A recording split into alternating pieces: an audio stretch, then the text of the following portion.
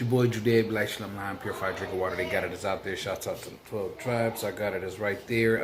Okay, so we was talking about the right field. So this is the beginning of the right fields, and the only reason I'm calling them right field because we was talking about, right field. Excuse me, because we were talking about the being black in Israel. So what we're gonna do now is actually gonna talk about some other stuff. And and I know you heard my new that music I like is all slowed down and or chopped and screwed type. I kind of like it like that for this whole little right field thing. So that's what that's gonna be. It's make it light, make it low. Either way it go, it got a little soul in it. You know what I mean? So what I'm getting about this whole little right field thing is we finna talk about Emancipation Proclamation, Emmett Till. We about to talk about the hold on, I got a list of stuff right here.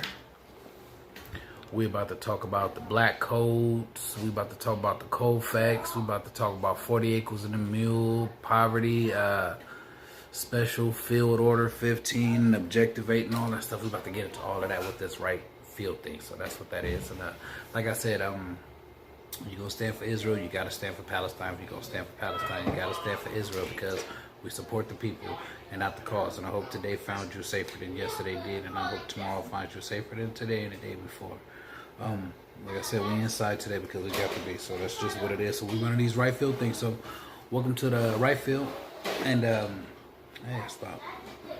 20-some videos, man. This right field about the wrong one. So let's get straight into that. So I said I was gonna do this like this. Cue the music I like. Robbing Peter to people. Cash that paycheck and spend it all. We'll build that house of big and tall.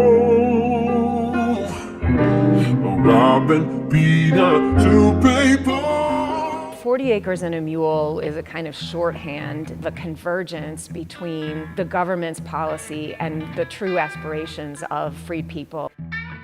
General Sherman and the U.S. Army had marched through Georgia. Many hundreds and thousands of enslaved people had run away and come toward the U.S. forces looking for freedom, escaping from slavery, trying to find a way to get free. General Sherman and Stanton, the Secretary of War, had a meeting with about 20 African-American ministers there in Savannah, and at that meeting, Sherman said, well, what do your people want? The men gathered there nominated as their spokesman a man named Garrison Fraser. The way we can best take care of ourselves is to have land and turn it and till it by our own labor. We want to be placed on land until we are able to buy it and make it our own. And when they were asked, why, or are you sure you don't want to live among the white people? He said, no, I think that the prejudice among the whites is so deeply held that it would take a very, very long time for them to get over it. And 4 days later, Sherman issued what's known as Special Field Order number 15, and the order basically said people can have family-sized plots, about 40 acres each, that they can settle on in a swath of land that stretched from the northern parts of South Carolina all the way down through Georgia and into a little bit of Florida and extending from the coast and the sea islands about 30 miles inland. And that those lands could be settled and farmed independently by freed people. And then later there was a separate order that said broken down army mules could also be issued to freed people who were beginning to farm on this land. Most of the white landowners, the plantation owners, had fled that region when the U.S. Army first occupied it earlier in the war. Word spread about this policy, and so you saw people in other places in the South saying, yes, the government has promised us 40 acres and a mule, but here along the coast of South Carolina and into Georgia are really the only places where there was any formal policy that suggested that that land would be forthcoming.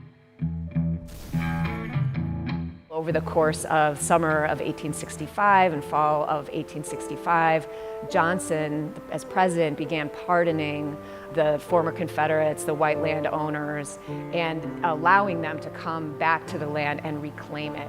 And so this was a huge disappointment to free people who had begun farming there. One of the results of that was some people ending up having to give up the tracts of land that they had begun farming and being kind of forced into signing labor contracts where they would now be working for the landowner.